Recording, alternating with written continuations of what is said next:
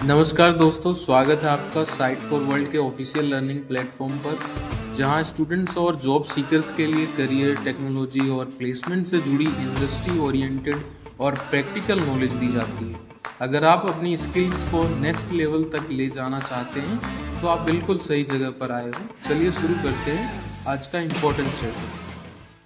नमस्ते स्टूडेंट्स, आज का टॉपिक है DevSecOps from pipelines to production matrix.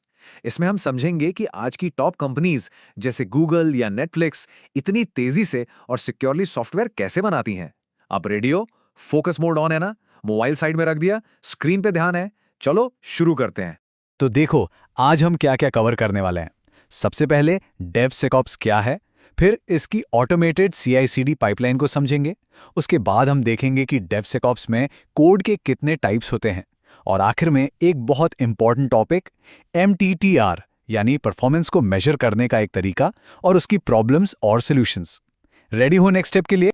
Okay, तो शुरू करते हैं पहले सेक्शन से। देखो, आजकल की एप्स जैसे ज़ोमैटो एक सिंगल पीस ऑफ सॉफ्टवेयर नहीं होती। वो छोटे छोटे इंडिपेंडेंट पार्ट से बनी होती हैं, जिन्हें हम माइक्रो सर्विसेज कहते हैं। इसका फायदा ये है कि ज़ोमैटो सिर्फ पेमेंट्स फीचर को अपडेट कर सकता है, पूरी ऐप को बंद किए बिना। लेकिन इतने सारे पार्ट्स को मैनेज करना, सिक्योर करना, ये एक चैलेंज है, और इसी चैलेंज का सोल्यूशन है डेवसेकऑप्स। ठीक है, समझ आ रहा है? ये बहुत इंपॉर्टेंट है। डेवसेकऑप्स कोई टूल या टेक्नोलॉजी नहीं है, ये एक कल्चर है, एक सोचने का तरीका है। इसका मेन गोल है डेवलपमेंट, सिक्योरिटी और ऑपरेशंस टीम्स जो पहले अलग अलग काम करती थी, उनको एक साथ लाना। पहले क्या होता था? डेवलपर कोड लिखता, फिर सिक्योरिटी टीम को देता, और आखिर में ऑपरेशंस टीम उसे डिप्लॉय करती। इसमें हफ्ते लग जाते थे। डेवसेकऑप्स कहता है सिक्योरिटी सबकी जिम्मेदारी है, पहले दिन से। इस स्टेप का पर्पस समझ आया? चलो अब आगे बढ़ते हैं सेक्शन 2 पर, द ऑटोमेटेड CI/CD पाइपलाइन। अगर डेवसेकऑप्स एक फिलॉसफी है ना, तो CI/CD पाइपलाइन वो इंजन है जो इस फिलॉसफी को रियलिटी बनाता है।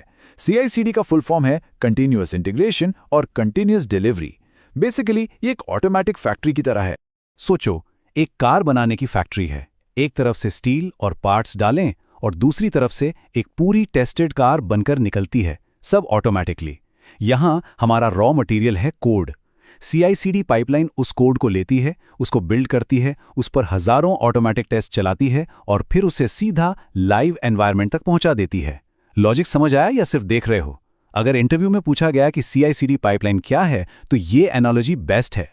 अब देखते हैं ये प्रैक्टिकली कैसे काम करता है। स्क्रीन पे ध्यान है ना? देखो, जैसे ही डेवलपर कोड कमिट करता है यानी सेव करता है, ये पाइपलाइन ऑटोमेटिकली स्टार्ट हो जाती है। फिर ऑटोमेटिक टेस्ट्स रन होते हैं। अगर सब ठीक रहा तो कोड आगे बढ़ता है, और टेस्ट्स होते हैं, और आखिर में प्रोडक्शन में यानी लाइव यूजर्स के लिए डिप्लॉय हो जाता है। सब कुछ ऑटोमेटिक। इसका नेक्स्ट स्टेप क्या होगा? Continuous improvement. यहाँ एक छोटा सा पर बहुत इंपॉर्टेंट डिफरेंस है। फोकस बना हुआ है। कंटिन्यूअस डिलीवरी में प्रोडक्शन तक जाने का आखिरी स्टेप मैनुअल होता है, यानी कोई इंजीनियर बटन दबाता है। लेकिन कंटिन्यूअस डिप्लॉयमेंट में वो आखिरी स्टेप भी ऑटोमेटिक होता है। जैसे ही टेस्ट पास हुए, कोड सीधा लाइव। ये क्यों यूज कर रहे हैं? ताकि रिलीजेस फास्ट हों और इंसान से गलती होने का चांस कम से कम हो।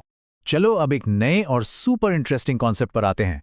डेवसेकऑप्स में जब हम कोड बोलते हैं, तो हमारा मतलब सिर्फ उस कोड से नहीं होता जो फीचर्स बनाता है। ध्यान से सुन रहे हो? ये लाइन डेवसेकऑप्स का कोर प्रिंसिपल है। Everything is code. इसका मतलब ऐप का लॉजिक तो कोड है ही, पर सर्वर कैसे बनेगा, नेटवर्क रूल्स क्या होंगे, सिक्योरिटी पॉलिसीज क्या होंगी, मॉनिटरिंग कैसे होगी, ये सब कुछ भी कोड की तरह लिखा जाता है। इससे हर चीज ऑटोमेटेड, रिपीटेबल और ट्रैकेबल हो जाती है। तो बेसिकली हम हर चीज को 5 टाइप के कोड में डिवाइड कर सकते हैं: application code, application services code, infrastructure as code, policy as code, और ऑब्जर्वेबिलिटी एज कोड। माइंड इधर ही है, कंफ्यूज तो नहीं हो रहे? डोंट वरी, आगे क्लियर हो जाएगा। चलो इस टेबल से इसको जल्दी से समझते हैं। एप्लीकेशन कोड तो ऐप का लॉजिक है। Infrastructure as code automatically server create करता है। Policy as code security rules लगाता है, जैसे कि यूजर का डेटा इंडिया से बाहर स्टोर नहीं होना चाहिए। और ऑब्जर्वेबिलिटी एज कोड सिस्टम की हेल्थ चेक करता रहता है। एग्जाम्पल क्लियर था? ओके, अब थोड़ा गियर शिफ्ट करते हैं। हमने देख लिया कि डेवसेकऑप्स काम कैसे करता है, पर अब सवाल यह है कि इसकी सक्सेस को, इसकी परफॉर्मेंस को मेजर कैसे करें। और यही पिक्चर में आता है MTTR। MTTR का मतलब है मीन टाइम टू रिपेयर। बिल्कुल सिंपल भाषा में, जब सिस्टम में कोई प्रॉब्लम आती है तो उसको ठीक करने में एवरेज कितना टाइम लगता है। सिंपल है ना? बहुत सी कंपनीज इसको यूज करती हैं अपनी टीम की एफिशिएंसी चेक करने के लिए। आपको क्लियर है या कंफ्यूज्ड हो? तो अब सवाल ये उठता है, अगर ये इतना सिंपल है तो आखिर इतनी सारी बड़ी बड़ी इंजीनियरिंग टीम्स इस पर इतना भरोसा क्यों करती हैं? वेल, इसका जवाब इसकी सिंप्लिसिटी में ही है। देखो, MTTR पॉपुलर है क्योंकि इसको कैलकुलेट करना आसान है, मैनेजमेंट को समझाना आसान है। उन्हें एक सिंगल नंबर मिल जाता है, अच्छा हमारा MTTR 10 मिनट है, और जो टीम्स नहीं है उनके लिए ये एक अच्छा स्टार्टिंग पॉइंट है। अभी क्या सीखा? समझ आया इसका पॉजिटिव साइड?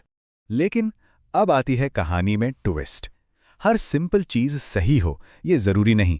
बहुत से एक्सपीरियंस्ड इंजीनियर्स कहते हैं कि MTTR एक धोखा है, ये सच्चाई दिखाने से ज्यादा छुपाता है। रेडी हो इस डिबेट के लिए? स्क्रीन पर देखो, ये इस प्रॉब्लम को बिल्कुल साफ दिखा रहा है। लेफ्ट में ये यूजफुल लगता है, राइट में इसकी असलियत है। एवरेजेस बड़े बड़े इश्यूज को छुपा देते हैं, इसको मैनिपुलेट करना आसान है। और सबसे बड़ी प्रॉब्लम, ये कभी नहीं बताता कि किसी प्रॉब्लम को सॉल्व करने में इतना टाइम क्यों लगा। सिर्फ देख रहे हो या इसका डेंजर समझ भी रहे हो? क्लाइंट के सामने प्रेजेंटेशन देना हो तो ये चीजें पता होनी चाहिए। ये कोड एक रियल इंजीनियर का है और ये इसका सबसे बड़ा खतरा बताता है। सोचो, आपके सिस्टम में 100 छोटे छोटे इशू आए जो 1 मिनट में ठीक हो गए, और एक इशू आया जिसे ठीक करने में 17 घंटे लगे। जब आप एवरेज निकालोगे तो वो 17 घंटे का आउटेज छोटे छोटे इश्यूज में छुप जाएगा, MTTR कम दिखेगा और आपको लगेगा सिस्टम स्टेबल है। लॉजिक समझ आया? इस प्रॉब्लम को समझाने के लिए एक बढ़िया एनालॉजी है, स्ट्रीट लाइट फैलेसी। एक आदमी अंधेरे में अपनी चाबी खो देता है, पर उसको स्ट्रीट लाइट के नीचे ढूंढता है। क्यों? क्योंकि वहां रोशनी है। MTTR के साथ भी हम यही करते हैं। हम उसे मेजर करते हैं क्योंकि वो आसान है, इसलिए नहीं कि वो सही जगह है। एनर्जी बनी हुई है या मोबाइल चेक कर रहे हो? तो अब आप सोच रहे होंगे, अगर MTTR इतना प्रॉब्लमैटिक है तो फिर करें क्या? मेजरमेंट ही बंद कर दें? नहीं, सोल्यूशन है बेहतर तरीके से मेजर करना। चलो आखिरी सेक्शन में इसका सोल्यूशन देखते हैं। सबसे जरूरी चीज गोल मेजरमेंट बंद करना नहीं है, गोल है प्रॉब्लम को छोटे छोटे मीनिंगफुल हिस्सों में तोड़ना। एक बड़े गलत नंबर के पीछे भागने से अच्छा है प्रोसेस के हर स्टेप को अलग अलग मेजर करो। इसको नोट किया? ये एग्जाम में आया तो क्या करोगे? अब देखते हैं इसको प्रैक्टिकली कैसे तोड़ते हैं। ध्यान से देखना, हम MTTR को 4 हिस्सों में तोड़ते हैं। पहला, mean time to detect, problem होने से उसके पता चलने तक का टाइम। दूसरा, mean time to acknowledge, alert आने के बाद इंजीनियर ने उस पर काम कब शुरू किया। तीसरा, mean time to identify, problem की जड़ पकड़ने में कितना टाइम लगा। और आखिरी, मीन टाइम टू रिजॉल्व, जड़ पकड़ने के बाद उसे ठीक करने में कितना टाइम लगा। अभी आप क्या करोगे? वीडियो पॉज करो और इन चारों को नोट करो, सिर्फ देखने से याद नहीं रहेगा। तो आज हमने क्या सीखा? हमने डेवसेकऑप्स कल्चर को समझा, ऑटोमेटेड CI/CD पाइपलाइंस को देखा और एवरीथिंग एज कोड के पावरफुल कॉन्सेप्ट को जाना। और सबसे इंपॉर्टेंट, हमने सीखा कि सक्सेस को मेजर करना कितना जरूरी है और MTTR जैसा सिंपल मेट्रिक कैसे धोखा दे सकता है। क्लियर है सब?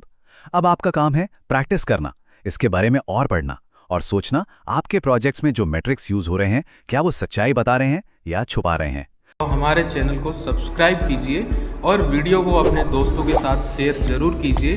कमेंट सेक्शन में अपना डाउट या नेक्स्ट टॉपिक लिखना मत भूलिएगा।